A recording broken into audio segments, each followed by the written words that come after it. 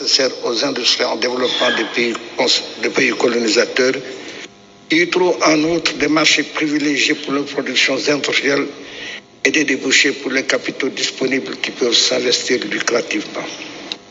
C'est avec la colonisation que débute donc réellement un processus de modernisation, mais limité aux besoins de celle-ci et dans la mesure où cela ne compromet pas les intérêts de la métropole, ni son autorité, ni son influence culturelle qui devrait s'imposer à des peuples auxquels on dénie toute civilisation.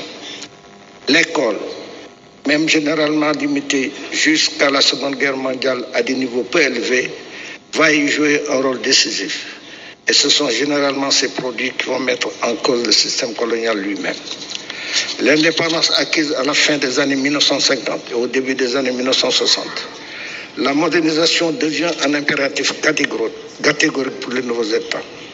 Et cette modernisation intéresse aussi bien les institutions, l'économie et tous les secteurs de production que l'ensemble du domaine social. Il s'agit de passer d'une administration généralement coercitive à des systèmes démocratiques où les gouvernements sont issus de la volonté populaire. Tâche d'autant plus ardue que l'autoritarisme administratif hérité de la colonisation est loin de s'estomper. Par ailleurs, l'unité de la nation se heurte en mains endroits aux forces centrifuges nées de la diversité ethnique.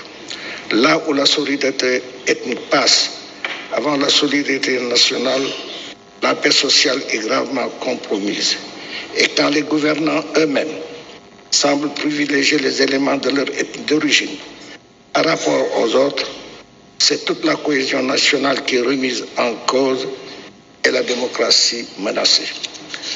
Aussi, une des conditions essentielles pour assurer la paix intérieure et la modernisation des institutions demeure la réalisation de l'unité nationale au sein d'États fondés sur la démocratie. Je dirais même sur une démocratie participative.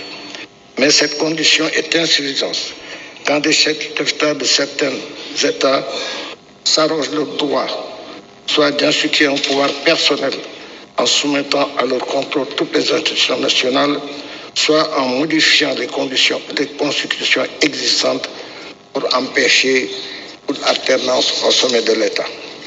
Quant au secteur politique, sa modernisation lui doit d'être assurée. Certes, des efforts importants ont été faits ça et là pour créer des unités destinées à la transformation de quelques produits de base.